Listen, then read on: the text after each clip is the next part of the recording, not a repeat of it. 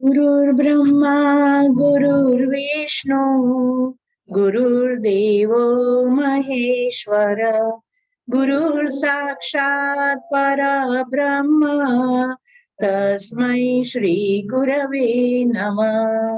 ओम सहना भवतु सहनौ भुनक्तु सह वीर्यं करवावहै तेजस्विनावधीतमस्तु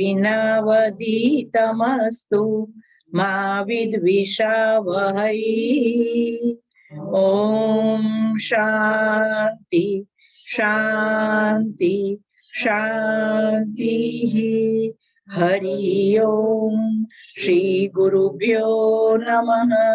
हरि ओम। महर्षि पतंजलि के श्री चरणों में प्रणाम करते हुए विभूति पाद उसका 22 नंबर का सूत्र।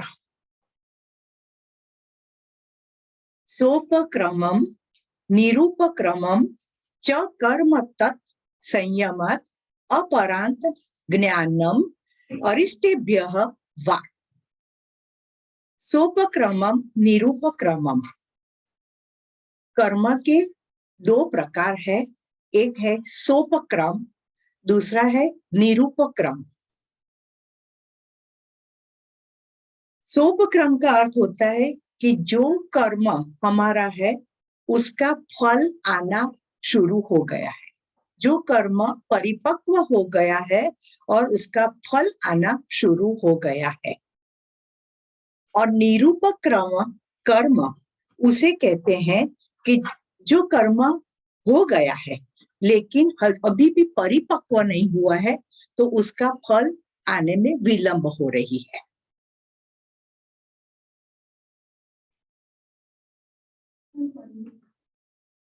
सोपक्रम निरूपक्रम यानी कि जो कर्म हो गया है लेकिन वो अभी परिपक्व नहीं हुआ है, तो अभी फल शुरू नहीं हुआ है, उसमें अभी विलंब है। अब यहाँ पर महर्षि पतंजलि ने सोपक्रम और निरूपक्रम नाम यूज किए हैं। हमने कौन से नाम से कर्म को जाना है? 3 प्रकार के कर्म। हाँ हाँ, वेरी गुड। क्रियमाण कर्म है ना, क्रियमाण कर्म, संचित कर्म और प्रारब्ध कर्म। तो सोपक्रम किसे कहेंगे आप? बराबर, क्रियमाण कर्म को हम सोपक्रम कहेंगे। और दूसरा प्रारब्ध कर्म को भी, कि जो अभी हम प्रारब्ध भुगत रहे, जो कर्म आपका परिपक्व हो गया है वो अभी हम भुगत रहे, तो वो भी सोपक्रम महर्षि पतंजलि यहाँ कहते हैं। और निरूपक्रम यानी संचित कर्म, कि जो हो गया है लेकिन फल अभी तक आया नहीं है। तो सोपक्रम और निरूपक्रम। सोपक्रम जैसे कि एक भीगा हुआ कपड़ा है और उसको आप गर्मी में तड़के में सुखा देते हो तो तुरंत सूख जाता है। और जो भीगा हुआ कपड़ा है उसको शेडो के नीचे रखो, घर के अंदर रखो, तो उसको देर लगेगी सूखने में, बराबर। जो सूखा घास है उस पर आप आग लगाओ तो तुरंत जलकर भस्म हो जाएगा, लेकिन लीला घास है उस पर आग लगाएगी तो देर लगेगी। तो जो सोपक्रम है वो ऐसा है कि वो तुरंत भुगतने की तैयारी हो चुकी है, आ गया है आपके सामने और आपको भुगत कर बाहर निकल जाना है। और निरूपक्रम है कि जो अभी संचित में है, धीरे धीरे धीरे परिपक्व होगा, फिर आपके सामने आएगा, फिर आपको वो भुगतना पड़ेगा। तो ये सोपक्रम और निरूपक्रम यहाँ पर सूत्र में महर्षि पतंजलि कहते हैं, जो योगी उस पर संयम करते हैं कि मेरा क्रियमाण कर्म क्या है, मेरा संचित कर्म क्या है और मेरा प्रारब्ध कर्म क्या है, उस पर जो योगी संयम करता है उसको अपने आयुष्य के बारे में मालूम पड़ जाता है। मेरा आयुष्य कितना है और कब कहाँ पर मेरी मृत्यु होगी।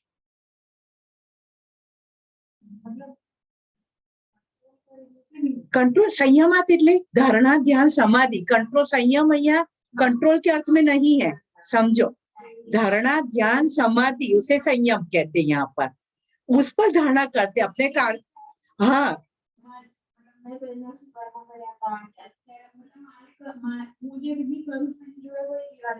हाँ, उसके ऊपर वो ध्यान धरता है कि मैंने कौन कौन से कर्म किए हुए हैं और कौन कौन से ना एक साक्षी भावे જોતા જાય કે કયા કયા કર્મો મેં કર્યા છે, અહંકાર તો ક્યાં ઘણા તો કેટલા ખરાબ કર્મો કર્યા હોય, अच्छे કર્મ તો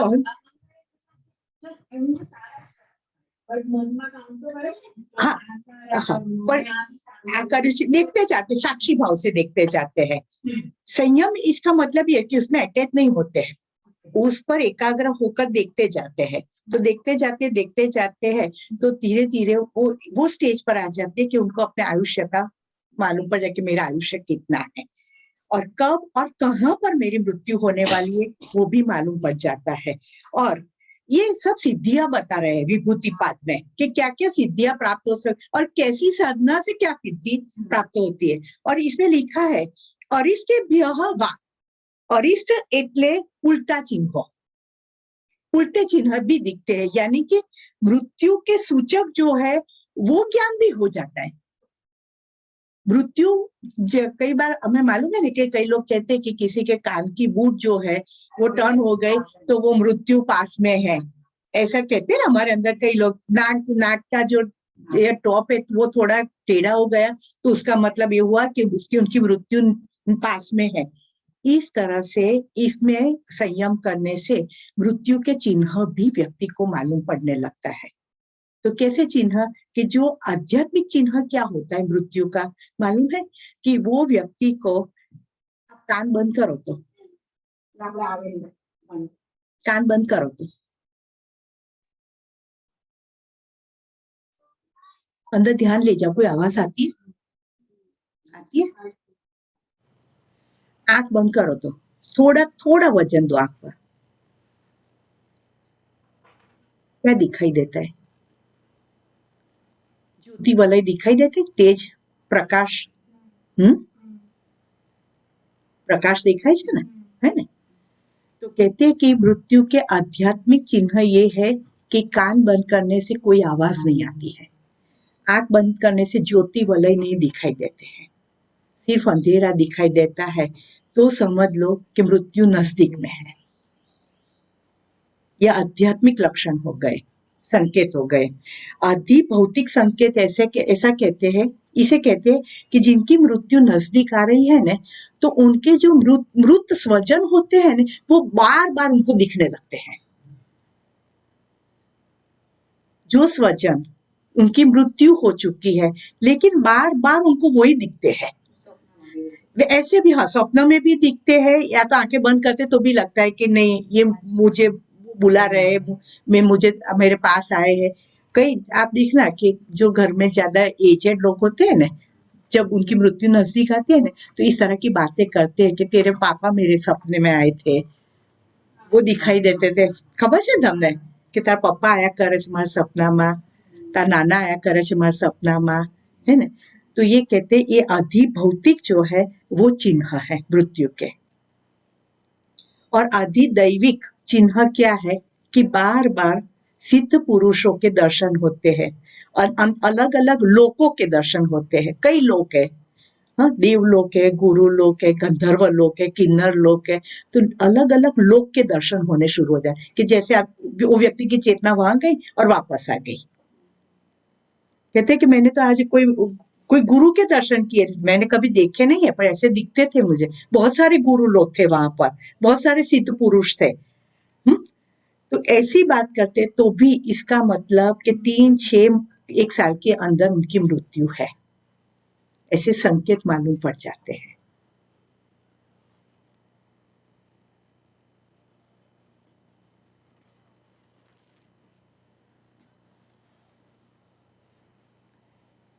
आगे ગભરાઈ ના જતા હોય તો બધાને થવાનું જ છે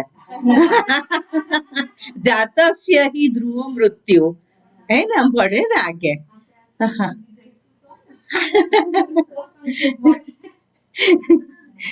23 नंबर का सूत्र, मैत्री आदिशु बलानी મૈત્રી વગેરેમાં ભાવનાઓમાં સંયમ કરવાથી मैत्री वगैरह નું બળ મળે છે. आगे एक सूत्र आया था मालूम है ना, जिसमें मैत्री, करुणा, मुदिता और उपेक्षा के बारे में बात की थी. मैत्री किससे? जो समकक्ष है, सुखी लोग है. करुणा दुखी लोग है जो, हाँ. मुदिता, हाँ, जो हम, हाँ हाँ हाँ हाई लेवल के हैं.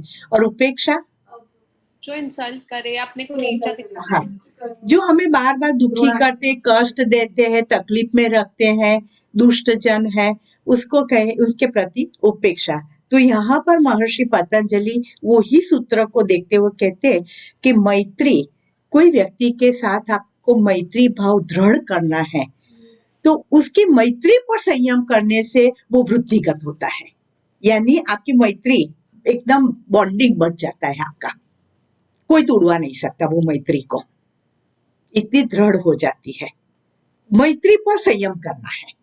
और फिर कोई भी व्यक्ति को आप मित्र बनाना चाहते हैं तो आपको मना नहीं कर सकता है, क्योंकि आपका मैत्री में संयम हो गया.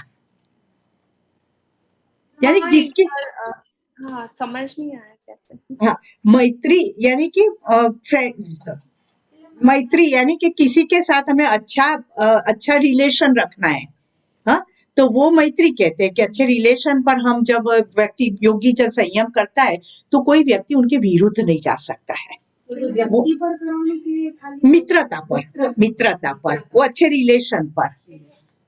એક લિમિટેશન્સ રાખવાની, ક્રોસ ને મર્યાદા ક્રોસ નહીં કરવાની, એક કંટ્રોલ રાખો તો બધું ઓકે ચાલે.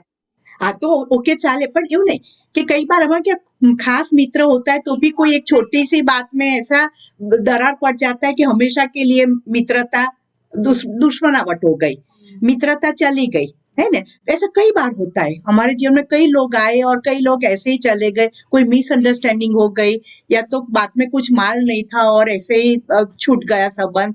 तो जो जिसके साथ आपको मित्रता टिका के रखनी है तो उसकी वो व्यक्ति और उसकी मित्रता पर व्यक्ति जब संयम करता है तो वो टिक के रहती है. यानी कि यहाँ पर योगी जन उसकी बात करते हैं कि अपने गुरु है तो गुरु के साथ उनका जो संबंध है वो अच्छी तरह से बना के रखना है. तो वो संबंध पर जो अगर वो ध्यान केंद्रित करता है, संयम करता है, तो वो संबंध ठीक अच्छी तरह से चलता है. जैसे मानसी ने कहा, एक मर्यादा में रहकर कि आप गुरु का अपमान भी नहीं करते, उनको ग्रांटेड भी नहीं मानते, या तो आप उनसे डर के भी नहीं रहते हैं. तो जब आप मैत्री पर व्यक्ति इस तरह से संयम करता है तो कोई भी व्यक्ति के साथ उसका मित्रता करना बहुत आसान हो जाता है, कोई उसका दुश्मन नहीं रहता है. जैसे कहा अहिंसा प्रतिष्ठायाम तत्सन्निधौ वैर त्याग, कोई व्यक्ति वैरी नहीं रहता है. इस तरह से कोई व्यक्ति यहाँ भी दुश्मन नहीं बनता है आपका. हाँ हाँ, बस तो બધા જોડે ફાવે. બિચારા મન ટાઈપ પર રેકીસ કહેવાય ને આપણે, હા તો કે આપણે સારા કોન્ટ્રાક્ટ કે બધા સાથે સારું બને. हाँ, એટલે અંદરથી ભાવ જ કે सबके साथ मुझे मित्रतापूर्ण ही व्यवहार करना है, કોઈની સાથે મારે ઝઘડા નથી કરવા, દુશ્મનાવટ નથી કરવી, જે જેવું છે એવું સ્વીકારી લઉં છું. तो फिर आपका कोई दुश्मन है ही नहीं, क्योंकि हर एक का स्वभाव एक जैसा तो नहीं होगा. जिसका जो स्वभाव है उसके रूप में मैं स्वीकार करता हूँ. ये भाव आ गया, उस पर संयम होता है तो सब मित्र हो गए. और कहते करुणा, सबकी मुझे सेवा करनी है, वो भाव पर आप संयम करते हैं तो आपके अंदर कोई भी दुखी व्यक्ति है उसको मदद करने की क्षमता आ जाती है, क्या है. और मुदिता यानी कि कभी भी आपको किसी को देखकर ईर्ष्या भाव नहीं होगा और कभी आप पक्षपाती नहीं होंगे, बायस नहीं होंगे. सब आपके लिए एक तटस्थ एक जैसे रहेंगे कि ये मेरा बेटा है तो उसको ज्यादा दे दूं, ये दूसरे की बेटी है तो उसको चलेगा कम, ऐसा कभी नहीं होगा. सब आपके लिए एक जैसे ही रहेंगे. और उपेक्षा जो है उस पर संयम नहीं हो सकता क्योंकि ये नेगेटिव पार्ट है. उपेक्षा पर संयम नहीं हो सकता क्योंकि उपेक्षा वो अभावात्मक है कि आपको उपेक्षा करनी है, वो व्यक्ति को गिनना ही नहीं, कह जैसे है ही नहीं, तो उस पर संयम नहीं हो सकता. 3 वस्तु पर हो सकता है, मैत्री, करुणा और मुदिता. ख्याल आ गया. आपका अंदर से स्वभाव ही ऐसा होता जाता है कि सब मित्र बन जाए और जिसको जरूरत है वहां पर आप सेवा के लिए पहुंच जाते हैं. आपको ऐसी क्षमता भी आ जाती है और आप तटस्थ हो जाते हैं। એવું થયું ને એવું થયું। फिर 24 नंबर का બલેશુ હસ્તી બલાદીની હાથી વગેરેના શારીરિક બળમાં સંયમ કરવાથી તેવું બળ મળે છે। कई लोगों को शारीरिक शक्ति चाहिए। आपने देखा होगा, मैंने एक दो बार ऐसे वीडियोस देखे थे कि कोई एक व्यक्ति एक बड़ी ट्रक है, उस पर रस्सी बांधता है और हाँ, और फिर एक रस्सी का दूसरा छेड़ा अपने दांत के बीच रखता है और पूरी ट्रक को इस तरह से खींचता है। તમે આપણે જોયું હશે ઘણા લોકો મોટા પથરા ઉચકી લેતા હોય, આપણા માટે તો આમ જોઈને એમ લાગે કે આ તો અશક્ય વસ્તુ કહેવાય એમ। તો ये ઘણાને એવું શારીરિક બળ ભેગા भीम के अंदर कैसा बल था, हनुमान जी, हाँ, उनके अंदर कैसा बल था। तो इस प्रकार का बल जागृत करने के लिए ऐसी व्यक्ति या हाथी वगैरह पर संयम करने से आपके अंदर भी बल का आविर्भाव होने लगता है। योगी पुरुषों को शारीरिक बल चाहिए तो ऐसी व्यक्तियों पर या तो हाथी जैसे प्राणी पर संयम करते हैं तो शारीरिक क्षमता आ जाती है। बराबर है। सिंह, हाथी, सिंह वगैरह के जैसा यहाँ तो लिखा है कि ऐसा आपके अंदर बल आ जाता है, लेकिन हमने तो देखा है। जब मैंने एनलाइटनमेंट का कोर्स था, वो जो हमारे मेंटर थे वो आए थे स्विट्जरलैंड से, बारबरा ज़ेपान करके, उनके साथ हमने किया एनलाइटनमेंट का प्रोग्राम। फिर उनके गुरु के पास जाना था, तो वो रहते थे बम्बई के पास, दाणू बम्बई के पास ही है, वहां पर छगन बापजी करके, तो वो उनके गुरु थे। उन्होंने सब नॉलेज उनको दिया था, क्योंकि गुजराती थे, सौराष्ट्र के बाजू के थे। तो फिर हम सब दर्शन करने के लिए वहां पर गए थे। तो जो मुझे जो एक्सपीरियंस हुआ था एनलाइटनमेंट में लास्ट क्षण पर कि मैं इतना अंगूठा जितनी हो गई थी और फिर मैं चली गई थी कहीं पर, और जिससे मैंने देखा भी था कि मैं जा रही हूँ, और फिर वापस भी आई तो मेरा शरीर गिर गया था और मुझे लगा कि ब्लड भी निकला था। तब जो एनलाइटनमेंट मेंटर जो थे बारबरा ज़ेपान, उनको ऐसा मालूम नहीं था कि उस टाइम पर जब कोई व्यक्ति शरीर छोड़ के जाता है तो वो शरीर को चौका किया जाता है। मृत्यु के बाद कैसे चौका करते हैं कि कोई और आत्मा अंदर घुस ना जाए, है ना, तो उसका तरह का चौका करना पड़ता है। तो वो स्त्री को तो मालूम नहीं था। तो जो मेरे गुरु जिन्होंने मुझे ये रेकी वगैरह सब सिखाया, और इनके गुरु छगन बापजी दोनों सूक्ष्म में आ गए थे और उन्होंने चौका बना दिया था कि उस टाइम पर वहां किसी की मृत्यु हुई होती है तो वो आत्मा 32 फुट के नीचे होता है, तो वो शरीर डूबता रहता है। तो ऐसा खाली शरीर मिलता है तो उसमें प्रवेश कर जाता है, फिर मेरा आत्मा बाहर रह जाता है, और आत्मा अंदर आ जाती है, ऐसा हो जाता है। तो उन्होंने चौका कर दिया था। तब दोनों गुरुओं की बात हुई होगी कि आप आना, मेरे गुरु को छगन बापजी ने कहा होगा। तो फिर एक बार मैं, मनीष और हमारे जो गुरुजी महेश भाई दवे सब वहां पर गए थे छगन बापजी के वहां पर। तो उन्होंने हमें कहा, उनके पास बहुत शक्तियां थी, जैसे पहले हमने कभी ऐसा देखा ही नहीं था।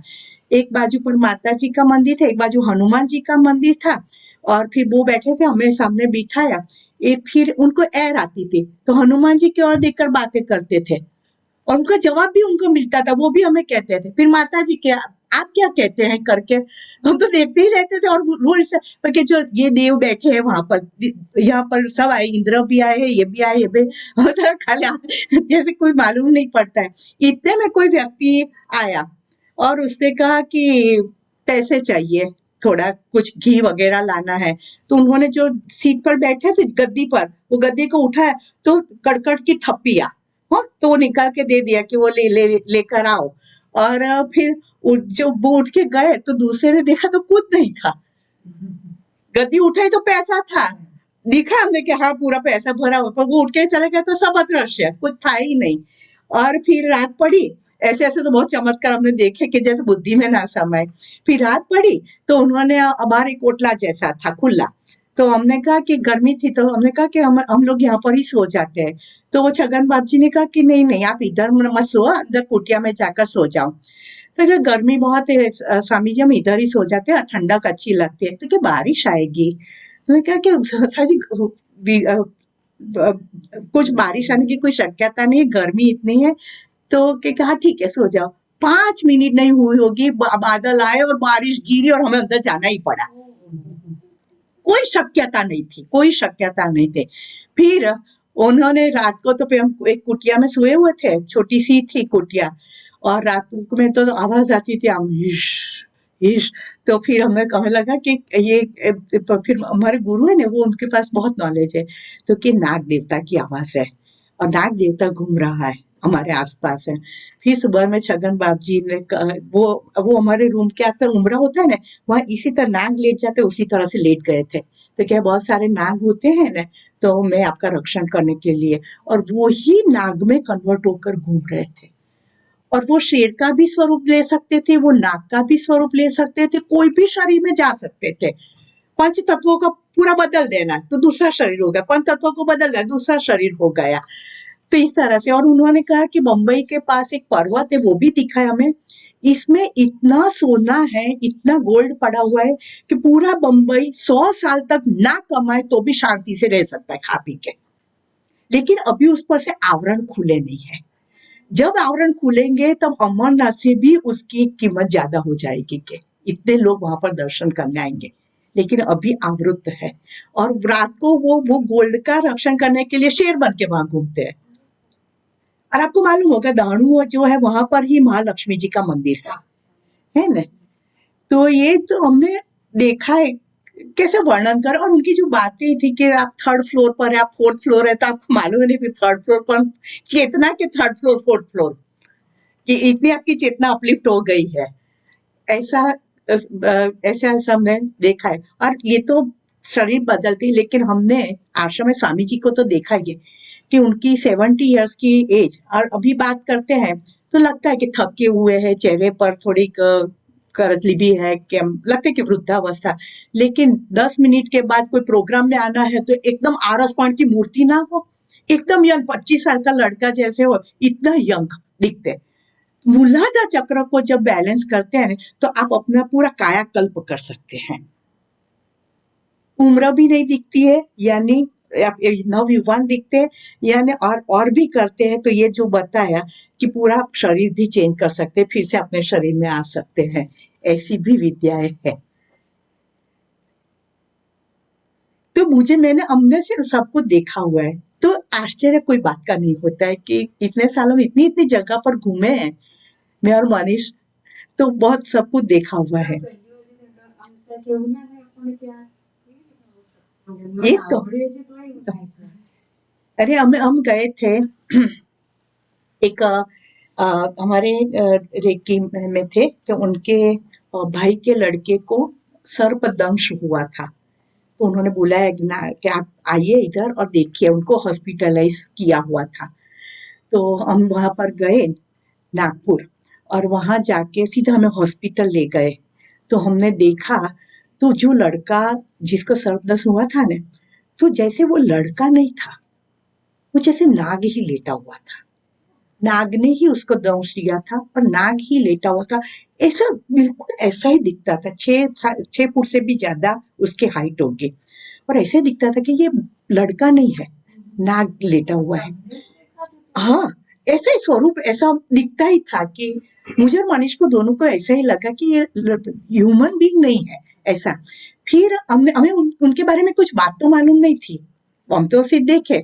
और फिर बातें हुई तो उनके घर वालों से बात बताई कि जो लड़का है ना, तो वो उनको बचपन से छोटे छोटे सांप लेकर घर में आता था, और उंगली पर जैसे बीटी कैसे पहनती है उस तरह से सांप बांधता है, इधर सांप बांधता है, गले में सांप बांधता है, इसका शौक ही था। और उसका ऊपर रूम, जैसे यहाँ रूम है ना, तो नीचे उतरने के लिए कभी उससे सीढ़ियों का प्रयोग नहीं किया है। ऊपर से कूदकर जो छापरा होता है उस पर से नीचे उतरता है, यानी कि वो ह्यूमन था ही नहीं।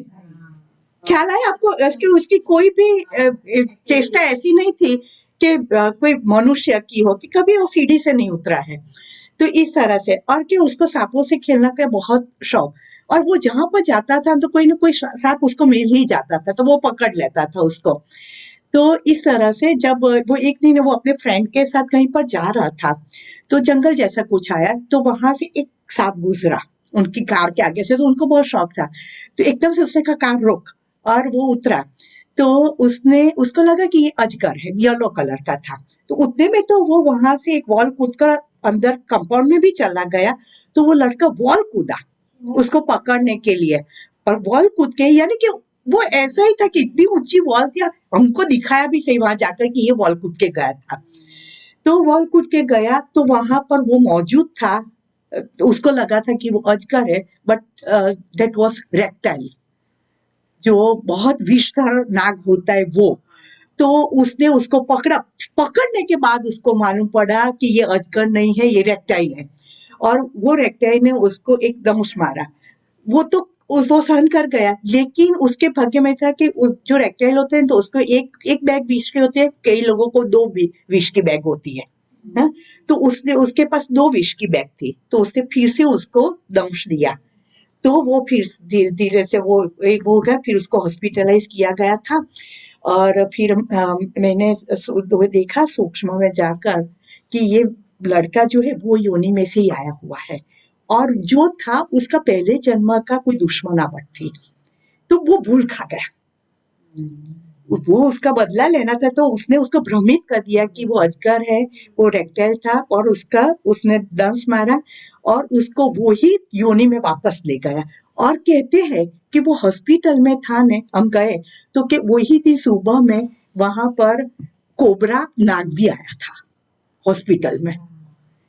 इसका मतलब कि वो कोबरा जाति का था, कोबरा और रेप्टाइल को दुश्मनावट होती है, तो उसने उसको मारा होगा, तो उसने इस टाइम पर उसका जो वैर है वो लेने के लिए ये पूरा नाटक हुआ था। फिर वो मर गया और फिर से वो योनि में चला गया होगा।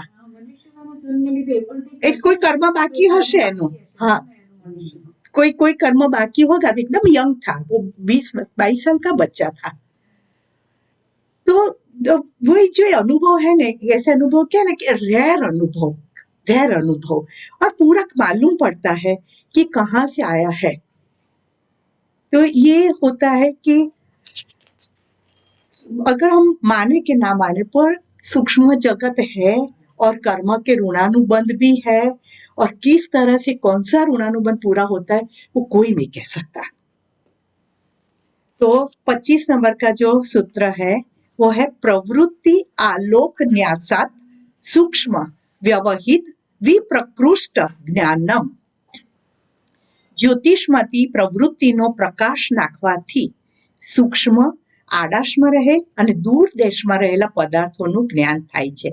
जब व्यक्ति का चित्त जो है वो आलोकित हो जाता है, प्रकाशित हो जाता है, यानी कि जो मन है वो आत्मा में स्थिर हो जाता है। मन यानी चित्त आत्मा में स्थिर हो जाता है, तो फिर आत्मा के प्रकाश ही वो प्रकाशित होने लगता है, तो वो पारदर्शक हो गया है। तो व्यक्ति को इंद्रियातीत यानी कि अदृश्य वस्तु है वो भी दिखाई देती है। फिर घणी वखत એવું નથી હોતું કે જમીન કે નીચે કોઈ ધન હોता है, ખજાનો હોય, એ પણ એને દેખાઈ જાય, ચરુ છે અને દૂર અહીંયા છે એવું નહીં, દૂર હોય તો પણ એને દેખાય કે ત્યાં ચરુ છે, वहां पर धन डाटा हुआ है, वहां रत्न है। कई लोग नहीं कहते कि यहाँ पर खोदने से पानी मिलेगा, तो उसको नीचे पानी है वो दिखाई देता है। यहाँ पर कोयले की खान हो सकती है, इधर खोदो तो कोयले की खान निकलती है। तो इस तरह से जमीन के नीचे भूगर्भ में होता है वो भी दिखाई देता है, अदृश्य वस्तु है वो भी दिखाई देती है, और दूर कुछ वस्तु पड़ी हुई है कि जो भी आवरण के नीचे है तो वो भी उसको दिखाई देती है। तो कई लोगों में ऐसी क्षमता होती है कि कोई वस्तु खो जाती है तो पूछते, तो वो आंख बंद करके थोड़ी संयम करते, धारणा ध्यान, और फिर कहते हैं कि यहाँ पर वो वस्तु पड़ी हुई है, आपके ये कबाट में, ये बॉक्स के अंदर कुछ पड़ा हुआ है, या फिर वस्त्रों के अंदर पड़ा हुआ है, आपने वहां पर रखा हुआ है। तो इस तरह का दिखाई देता है, जो कोई नहीं देख सकता, वहां पर उसकी दृष्टि जाती है। कब? जब मन आलोकित हो जाता है, मन आत्मा में स्थिर हो जाता है। ये तो बहुत छोटी छोटी सिद्धियां है। मन आत्मा में स्थिर हो गया फिर तो क्या बात ही रही, है ना। तो 26 ભુવન જ્ઞાનમ સૂર્યે સંયમન। सूर्यમાં संयम करवाથી ભુવનનું જ્ઞાન થાય છે। आपको मालूम है ना कि 14 लोक है, 14 લોક ભૂ ભુવ સ્વહ તપ બધા થઈ 14 लोक છે. जब सूर्य के अंदर धारणा ध्यान और समाधि यानी कि संयम करते 14 लोक का ज्ञान हो जाता है. कौन से लोक में क्या है? गंधर्व लोक है जहाँ गंधर्व रहते हैं, किन्नर लोक है जहाँ किन्नर यानी गाने वाले लोग रहते हैं, जब अप्सराओं का लोक है, इंद्र लोक है, गुरु लोक है और एक देव लोक है, माता जी का लोक है. सभी प्रकार के लोक जो है उसके दर्शन हो जाते हैं, उनके बारे में ज्ञान हो जाता है. और ऐसे लोक है ही है, उसमें कोई आश्चर्य नहीं है.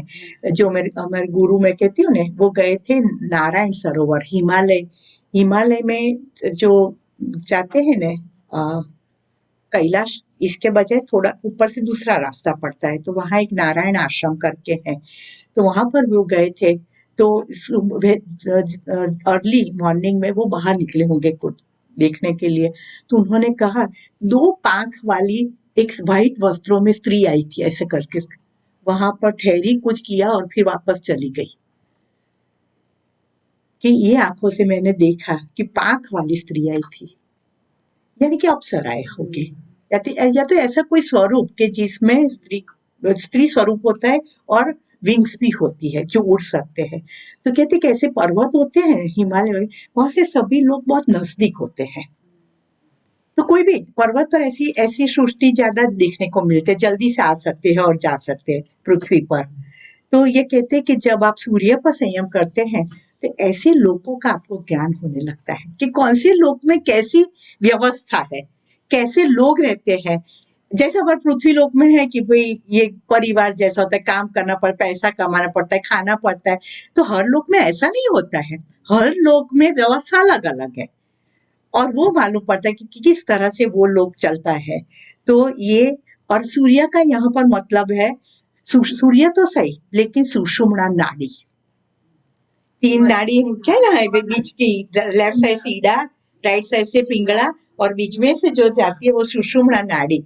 वो सुषुम्ना नाड़ी पर संयम करने से सभी लोगों का ज्ञान होने लगता है. कई ऋषि मुनियों को, ज्ञानियों को देखा है कि वो अलग अलग लोक में जाकर वापस आते हैं. ये जो यहाँ पर जो फोटो है ना ऊपर, ये साइड पर जो ब्लैक एंड व्हाइट है वो है महाउत्तर बाबा, और ये साइड पर जो है लाहरी महाशय. हाँ, और उनके लाहरी महाशय के शिष्य जो है युक्तेश्वर जी, और उनके शिष्य है परमहंस योगानंद. या नाम सुना है ना आपने, परमहंस योगानंद जी का, है ना. तो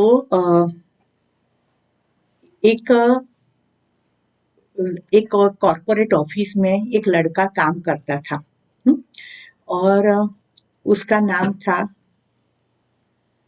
आशुतोष. और उसने अपने जो बॉस थे, एक दिन उनके पास गया और कहा कि मुझे आज छुट्टी चाहिए. तब वो बॉस ने कहा कि क्या करना है तुम्हें छुट्टी लेकर. तो उसे कहा कि मुझे मेरे गुरु के दर्शन करने जाने की इच्छा हो गई है, मुझे वहां जाना है, जाने आने में टाइम लगता है, मैं बस में जाता हूँ तो 3-4 घंटा चला जाता है, तो दर्शन कर क्या हो तो 7-8 घंटा तो मुझे चाहिए, तो मुझे आप जाने दीजिए. तो उनके बॉस का नाम था भगवती प्रसाद. तो उन्होंने कहा कि गुरु छोड़ो, दर्शन करने से इधर काम नहीं हो जाएगा तुम्हारा, काम करो, छुट्टी के दिन है तब गुरु के दर्शन करने के लिए जाना, काम करो, गुरु आपका काम करने नहीं आएगा इधर, मुझे काम चाहिए. तो वो बैठ गया शांति से कि अगर गुरु की इच्छा है, मुझे दर्शन की इच्छा हुई है, उसका मतलब कि उन्होंने मुझे बुलाया है. हाँ, तो अगर उनकी इच्छा है कि मैं आऊं तो कुछ ना कुछ करेंगे, मुझे एफर्ट रखने की क्या जरूरत है, वो जाने. हाँ, तो वो तो अपनी जगह पर आकर बैठ गया, काम करने लगा. शाम हो गई, सब स्टाफ था, तो 6 बजा तो सब घर पे जाने लगे, तो उसका थोड़ा काम बाकी था तो वो कर रहा था. तो इतने में भगवती प्रसाद, उनके बॉस, बाहर आए अपने कैबिन से. तो उन्होंने देखा कि वो अकेला आशुतोष काम कर रहा है, बाकी तो सब चले गए हैं. तो एकदम से उनके पास आए और बोला कि तुम्हें तुम्हारे गुरु के दर्शन करने हैं ना. तो क्या हाँ, अब बहुत देर हो गई, अब मैं नहीं जा पाऊंगा सर. तो कि कोई चिंता नहीं कर, कि चल गाड़ी में बैठ जा, और मैं तुम्हें मेरी कार में घर पे छोड़ देता हूँ और जल्दी जल्दी कपड़े ले लेना, मैं तुम्हें बस स्टैंड भी छोड़ दूंगा और जाके आ जा चल। तो कह ठीक है, गाड़ी में बैठे। हाँ, और उनका घर आया तो उन्होंने कहा कि चल जल्दी कपड़े लेकर आ जा, बस स्टैंड पर छोटा। तो आशुतोष यह साइड पर से कार में से बाहर निकला और ये साइड से कोई व्यक्ति भगवती प्रसाद के विंडो के पास आकर बोली कि इतने कठोर मत हो, किसी के गुरु के दर्शन करने जाना है ना तो जाने देना चाहिए, कठोर मत हो। तो एकदम से उनको लगा कि ये बात तो हम दोनों के सिवाय कोई जानता ही नहीं है, और ये व्यक्ति कौन, किसने मुझे मैसेज दिया, और वो तो अदृश्य हो गए एकदम से। तो उसको लगा कि नहीं, उसका गुरु जो है ना वो निश्चित रूप से पहुंचे हुए गुरु है। तो जैसे ही वो आशुतोष आए तो उन्होंने पूछा कि मैं आपके गुरु के दर्शन के लिए आ सकता हूँ? तो क्या हाँ हाँ जरूर आइए। तो क्या चल हम कार लेके ही चले जाते हैं आपके गुरु के पास। तो फिर के हाँ हाँ ठीक है। तो वो दोनों पहुंचे लहरी महाशय के आश्रम पर। हाँ, और वहां गए और आशुतोष आगे गए, उससे प्रणाम किया, पीछे पीछे भगवती प्रसाद गए और लहरी महाशय ने उनको देखा और स्मित किया और कहा इतने कठोर मत बनो, किसी के गुरु के दर्शन करने हो न तो जाने देना चाहिए, कठोर मत बनो। सेम वर्ड्स और सेम चेहरा। तो वो भी एकदम से उनके पैर में पड़ गया और रोने लगा। तो फिर लहरी महाशय ने उनको कहा कि आप नहीं आए हैं, मैंने आपको बुलाया है। तो कैसी बात है कि आपको बच्चा चाहिए ना, क्या आपको बच्चा नहीं है ना? तो क्या हाँ बच्चा नहीं है। तो कि ये साल में बच्चा होगा आपके घर पे, पर एक शर्त है मेरी। तो कि क्या शर्त है? तो कि जो बच्चा हो वो 16 साल का हो तब आपको मुझे दे देना है, और मैं उसको तैयार करूंगा और वैश्विक लेवल पर उसको गुरु बनाऊंगा, वो लोक संग्रह के लिए काम करेगा। भगवती प्रसाद ने एक क्षण सोचा कि बच्चा नहीं है तो नहीं है, पर बच्चा है और देना पड़ेगा और लोक संग्रह के लिए कार्य करता है तो उसमें तो मेरा नाम ही महान होगा ना। तो नहीं है तो कुछ नहीं है, वो होता है, ऐसा होता है तो उसमें क्या बुरी बात है। तो उसे कह दिया कि हाँ मैं दे दूंगा आपको। तो फिर वही साल उनके घर बेटा पैदा हुआ और वो ही हुए योगानंद जी। और फिर वो 16 साल तक तो वो पढ़ते रहे, और एक दिन जो भगवती प्रसाद ने उसको भेजा कि मेरे गुरु के पास जा और वहां पर उनके दर्शन कर, और मेरा एक मित्र भी वहां पर रहता है कैलाश नाथ करके, उनको कुछ ही कागजात देने हैं तो वो देकर आना। तो कि ठीक है, वो गया। वो तो बहुत लॉजिकल थे, पहले एकदम से मानने वालों में से नहीं थे। तो वो गए वहां पर और उन्होंने लहरी महाशय के दर्शन किए और फिर कहा कि मेरे पिताजी ने कहा है कि ये थोड़े कागजात है तो उनके मित्र कैलाश नाथ को देने हैं, तो मैं देकर आऊं। तो कि नहीं, बैठो इधर, वो आकर ले जाएंगे, आधे घंटे में आएंगे ले जाएंगे। लेकिन कि उनको मैसेज तो नहीं दिया है, तो कि मैसेज उनको मिल जाएगा, आंख बंद करके बैठो। मैं भी आंख बंद करके बैठता हूँ। फिर आंख बंद करके खोलने के बाद आधे घंटे में वो आ रहे हैं। उनको आश्चर्य हुआ योगानंद जी को, ये कैसे कि कुछ गए नहीं, आंख बंद करके बैठा और मैसेज मिल गया। तो देखते हैं बराबर आधे घंटे में कैलाश नाथ जी आए और वो भी गुरुदेव को प्रणाम करके कहा कि स्वामी जी मैंने आपको कहा नहीं तो मैं आधे घंटे में आ गया हूँ। तो उनको आश्चर्य कि कब कहा आपको? तो कि नहीं, योगानंद जी को आश्चर्य हुआ। तो उसने पूछा कि आपको कब कहा कि आते आप आ जाओ?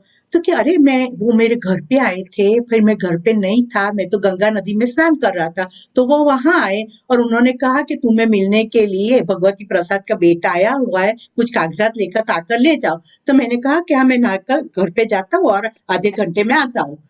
तो मैंने उनसे ही बात की है। तो कि वो तो कहीं पर गए ही नहीं थे, वो तो मेरे सामने थे। तो कि नहीं, उन्होंने कहा। तो फिर उन्होंने परमहंस योगानंद उन्होंने पूछा लहरी महाशय से कि आप कैसे गए? तो कि ये योग की एक सिद्धि है, उसमें शरीर लेकर जाने की आवश्यकता नहीं रहती है। मेरा शरीर यहाँ पर था और मैं वायु वेग से वहां पर गया और भौतिक शरीर वहां पर धारण कर लिया, उनसे बात की, फिर मैं यहाँ पर आ गया और वो इधर हाजिर है। और फिर योगानंद जी ने ये जो देखा तो उनको लगा कि नहीं, कोई तो शक्ति योग में है, और फिर वो शिष्य बन गया और फिर वो परमहंस योगानंद जी हुए, है ना। तो उनके गुरु तो युक्तेश्वर जी हुए, लेकिन डायरेक्ट उनका भी लहरी महाशय के साथ उनका कनेक्शन था। और लहरी महाशय ऐसे संत थे, एक साथ वो 9 व्यक्तियों के साथ बात करते थे। आज मैं कहूंगी कि वो तो गुरुदेव तो मेरे साथ थे, सोनल कहेंगी नहीं नहीं वो टाइम तो मेरे साथ थे, और आप कहेंगे नहीं नहीं वो टाइम तो मेरे घर पे थे। 9 शरीर, और पानी पर बैठकर वो जाते थे, पानी पर बैठे और चल करके शरीर गया पानी को तैर, बैठे बैठे नौका की भी जरूरत नहीं। सभी सारी सिद्धियां जो हम कहते हैं वो सभी सारी सिद्धियां योग में है, लेकिन सिद्धि में फंसना नहीं है, जब जरूरत पड़े तो उसका उपयोग करना है, बाकी ऐसे चमत्कार के लिए नहीं है ना। तो वो कहते, अब 27 नंबर का सूत्र है, चंद्रे तारा व्यूह ज्ञानम। चंद्र में संयम करने से सभी तारा जो है, स्टार्स जो है, उसकी रचना का ज्ञान हो जाता है कि किस तरह से स्टार्स भगवान की भी रचना करी है, એનું જ્ઞાન થાય। 28 ધ્રુવે તદ્ગતિ જ્ઞાનમ।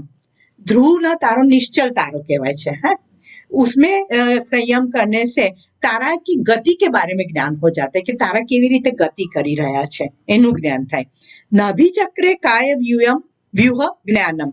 नाभि चक्र એટલે मणिपुर चक्र में संयम करने से पूरी शरीर की रचना का ज्ञान हो जाता है। अंदर ही रचना की विशाखी एनु ज्ञान थे। मणिपुर चक्र यानी पेट में, वहां जो कमल है उसके 16 पंखुड़ियां है, और वहां से बहुत सारी नाड़ियां निकलती है, 72,000 नाड़ी है। हाँ, बहुत सारी नाड़ियां मणिपुर में से ही निकलती है, और प्राण का वहन पूरे शरीर में होता है।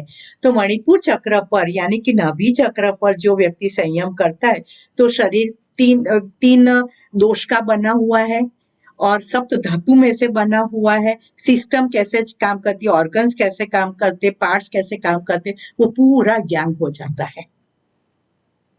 तो वो योगी किसी को भी अच्छा करना है तो तुरंत कर सकते हैं, देख लेते हैं कि उसकी खराबी कहाँ है, और क्या करके कौन सा त्रिदोष में से कौन सा इम्बैलेंस हुआ है, कौन सी धातु इम्बैलेंस हुई है, कौन से पार्ट में तकलीफ हुई है, तो उस प्रकार उसको कहता है कि आसन प्राणायाम करो तो अच्छा हो ही जाता है। पहले रूट कोज तो मालूम पड़े कि कहाँ तकलीफ है, तो वो ज्ञान आ जाता है। कंठ कूपे क्षुत पिपासा निवृत्ति ही। आ जीभ છે ને એની નીચે एक सूतरનો તાતણો હોય ને, इतनी पतली सी एक नाड़ी है, और वो नाड़ी के नीचे एक खड्डा जैसा है, उसे कंठकूप कहते हैं। कंठकूप कहते हैं। तो वो कंठकूप जो है वहां प्राण टच करता है ना, इससे हमें भूख और प्यास लगती है। ये पतली सी सूतर के तातने जैसे एक नाड़ी है, वो जहाँ समाप्त होती है वहां पर एक खड्डा जैसा है, वहां प्राण टच करता रहता है, तो हमें भूख लगी है, प्यास लगी है, ऐसी इच्छा होती है। वो स्थान पर जब योगी संयम करता है तो भूख और प्यास से वो परे हो जाता है, परे हो जाता है, उसको भूख प्यास नहीं लगते। हम नैनीताल गए थे ना तो वहां पर एक पैलेस है, पैलेस को होटल में कन्वर्ट कर दिया है, तो वहीं पर हम रुके थे। तो वो टाइम हमारा भाग्य था कि वो टाइम पर वो पैलेस जिन जो वारसदार होंगे ना वो लोग सभी आए हुए थे, क्योंकि वहां उनके गुरु की कथा रखी हुई थी उन लोगों ने। तो हमें उनके गुरु के भी दर्शन हुए। तो एक बार मुझे मनीष को हुआ कि चलो दर्शन करने जाते, वो जहाँ पर है ना, तो फिर गए। तो फिर किसी ने पूछा कि आप ख्याल आता है उनकी एज कितनी होगी? लगता है 55-60 साल की होगी हैं, तो कि 120 साल के हैं।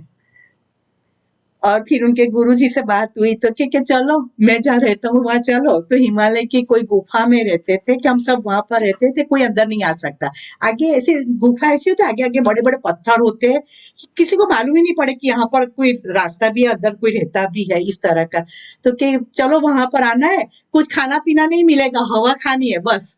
हम कुछ खाते नहीं है क्या वहां पर रहकर, हवा से चलता है हमारा। तो कंठकूप पर ध्यान करने से, ध्यान संयम करने से भूख और प्यास चली जाती है, कुछ लेने की आवश्यकता नहीं रहती, वायु ही आहार हो जाता है। हमारे से हिम्मत नहीं हुई थी।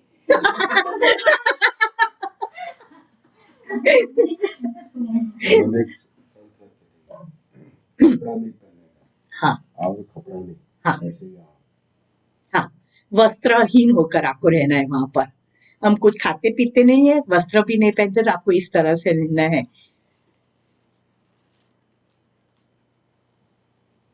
इकतीस कूर्म नाड्याम स्थैर्यम। कूर्म नाड़ी में संयम करने से शरीर और मन दोनों स्थिर हो जाते हैं।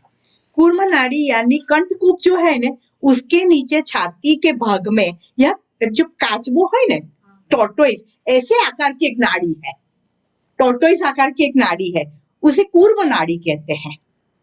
वो उदान वायु के साथ कनेक्टेड है। हाँ, ग्लोटिस के पास में, हाँ, जो उदान वायु के साथ विशुद्ध चक्र में है।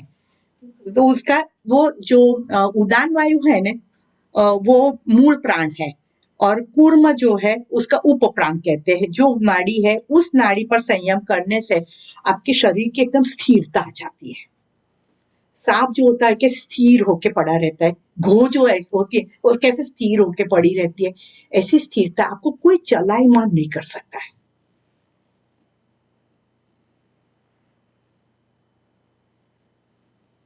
હલવાનું જ નહીં, ધ્યાન કરવા બેસે છે, ઘંટો ઘંટો તક નહીં બેઠી રહેતી એક ही स्थिति में। આપણે તો 5 મિનિટ થશે એટલે ચલો પગ ઊંચો કરું, હવે લાંબો કરું, હવે તો ઊભા થવું જ પડશે થોડુંક, है ना। ऐसी स्थिरता आ जाती है धीरे धीरे करके। फिर 32 मूर्त ज्योतिषी सिद्ध दर्शनम, ब्रह्मरंध्र जो है, ब्रह्मरंध्र, वहां पर एक ज्योति है, हम खुद ज्योति स्वरूप है, पर जब ब्रह्मरंध्र तक एनर्जी जाती है, प्राण जाता है ना, तब वो प्रकाशित हो जाते हैं। इसीलिए कहते हैं कि यहाँ पर मुगट पहना है ना, ऐसा ये चक्र है। भगवान देवी देवताओं के सर पर आप मुगट देखते हैं, हाँ, तो वो ये दिखाने का उनका होता है कि उनका फुल्ली एक्टिवेट ब्रह्मरंध्र है, क्राउन चक्र है, इसलिए मुगट है। तो वहां पर एक प्रकाश है, वो प्रकाश पर संयम करने से सिद्ध पुरुषों के दर्शन होते हैं। जिनका आप दर्शन करना चाहे उनके दर्शन हो सकते हैं। कि चलो पहले गुरु साईं बाबा, तो वहां पर ध्यान करने से साईं बाबा, इंद्र इच्छा साईं बाबा के दर्शन, तो वो दर्शन देते हैं। ऐसे ऐसे सिद्ध पुरुष, क्योंकि वो प्रकाश के रूप में ही होते हैं। तो जब आप वो प्रकाश पर आप संयम करते हैं, तो वो प्रकाश स्वरूप भौतिक देह धारण करके आपको दर्शन देते हैं। लागे છે ને બધું आश्चर्यजनक। और उतना ही नहीं, कई देवी देवता जो सिद्ध पुरुष है ने, वो पृथ्वी और आसमान के बीच विचरण भी करते। તમને ખબર પહેલા શાસ્ત્રો નારદ ઋષિ પહેલા સ્વર્ગમાં હોય, પછી પૃથ્વી પર આયા, પછી પાછું કઈ મેસેજ લઈને પાછા સ્વર્ગમાં ગયા। इस तरह से जो देव देवी होते हैं कि जो विचरण करते रहते हैं, उनके भी दर्शन आप कर सकते हैं। विदेह क्षेत्र बोलते हैं उसको। हाँ, विदेह क्षेत्र, उस क्षेत्र को विदेह क्षेत्र बोलते हाँ, हैं। विदेह क्षेत्र, हाँ, वो आगे आ गया है ना, हमें विदेह, देह से परे होकर। 33 प्रातिभात वा सर्वम, प्रातिभ, प्रातिभ का अर्थ होता है प्रकाश या तो ज्ञान, जो अंदर ही प्रकट होता है, कोई भी प्रयत्न के बिना, कोई एफर्ट रखे बिना अंदर ही प्रकट हो जाता है, उसे प्रातिभ कहते हैं। ज्ञान या प्रकाश जो बिना प्रयत्न भीतर में प्रकट होता है, और वो प्रातिभ ही विवेक ज्ञान का एक स्वरूप है। जैसे सूर्योदय होता है ना, तो पहले प्रभा कैसे छा जाती है ना, गुलाबी, येलो, ऑरेंज, ऐसे प्रभा छा, फिर सूर्योदय होता है। इसी तरह से प्रातिभ जो है, पहले विवेक ज्ञान आता है, पहले ये प्रकाश भीतर में प्रकट होता है, फिर आत्म साक्षात्कार होता है, पहले प्रकाश प्रकट होता है। तो ये जब प्रातिभ थी सत्ता ज्ञान थी બધું જ જ્ઞાન થઈ જાય, सर्व ज्ञान, आगे जो लिखा है वो सब कुछ, और उसके अलावा भी आत्मा का भी ज्ञान हो जाता है, आत्मज्ञान भी हो जाता है, ब्रह्म ज्ञान भी हो जाता है।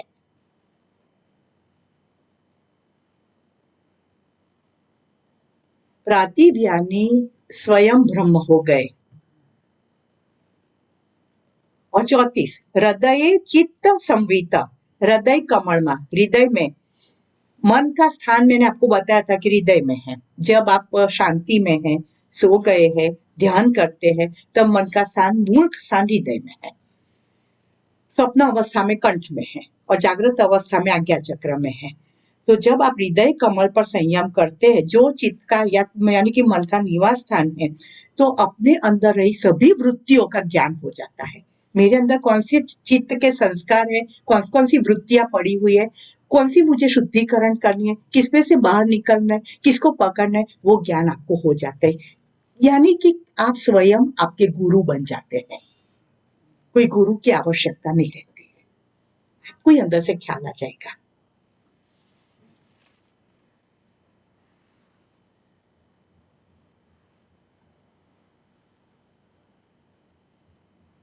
अब 35 नंबर का जो सूत्र है कल करेंगे, वो लंबा है समझाने में।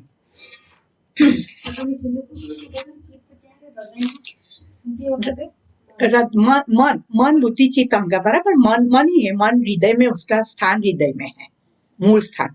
और जब वो हृदय में यानी कि मूल स्थान में वो बैठा हुआ है, वहां स्थिर है, तब कोई इच्छा नहीं, कोई आकांक्षा नहीं, कोई वासना नहीं, कोई कामना नहीं, शांत है, आनंद में है। लेकिन जैसे ही इच्छा हुई तो मन बहिर्मुख हो गया, अपने घर से बाहर निकल गया, और वो इच्छा को पूरी करने के लिए इधर उधर घूमता है। इच्छा पूरी हो गई, फिर से वो अपने स्थान में चला गया, फिर से शांति हो गई, आनंद हो गया, संतोष हो गया। हमें ऐसा लगता है कि इच्छा पूरी हुई, इसके वजह से हमें आनंद हुआ, पर ऐसा नहीं है। मन अपने मूल स्थान में चला गया, आनंद उस बात का है। अब जिसको ये आ गया कि मन को इच्छा हुई तो तुरंत मन को फिर से अपने मूल स्थान में रख देते हैं, तो वो इच्छा में से बाहर निकल जाते और शांति में आ जाते हैं। पर हमें वो आता नहीं है, हम इच्छा को पूरी करने के लिए दौड़ते रहते हैं। अभी चाय पीनी है, हाँ चाय हुई तो मन बाहर आया कि चाय पीनी पड़ेगी, अब 4 साढ़े 3 बजे चाय का टाइम हो गया, चाय मिल गई, वो संतोष हो गया, मन अंदर चला गया तो संतोष हो गया, चलो बात खत्म हो गई, फिर चाय भी याद नहीं आएगी। पर हमें ऐसा लगता है कि चाय मिल गई इसलिए मुझे संतोष हुआ। चाय से संतोष नहीं हुआ है, सूक्ष्म में देखो तो चाय से संतोष होता तो फिर आपको 1 कप 2 कप 3 कप 4 कप देते तो आप क्यों मना करते? चाय में ही आनंद आपको लगता है तो क्यों 2 कप के बाद मना कर देते कि नहीं अब मुझे तीसरा नहीं चाहिए। आपको तो चाय पीनी थी, पीते जाओ नहीं, क्योंकि अब संतोष हो गया, आपका मन अंदर चला गया, 1 कप पीने से संतोष हो गया, मुझे दूसरे कप की जरूरत नहीं है। कोई भी इच्छा है तो उसको हमें जो मन को अपने हृदय में स्थापित करना आ गया, तो इच्छा पूरी हो ना हो आपको इससे फर्क नहीं पड़ेगा, आप अपने आप को शांति में रख सकेंगे।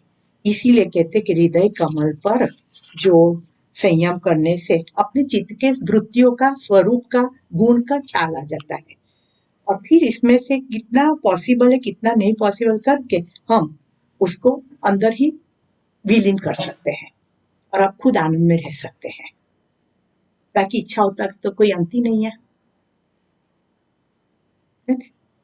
और सभी इच्छाएं पूरी भी नहीं होती है, और कुछ इच्छा तो शेख चली जैसी होती है, वो भी पूरी नहीं हो सकती है, कि वो शक्ति ही नहीं होती है। तो ऐसे समय पर हृदय कमल पर संयम करना चाहिए। ठीक है,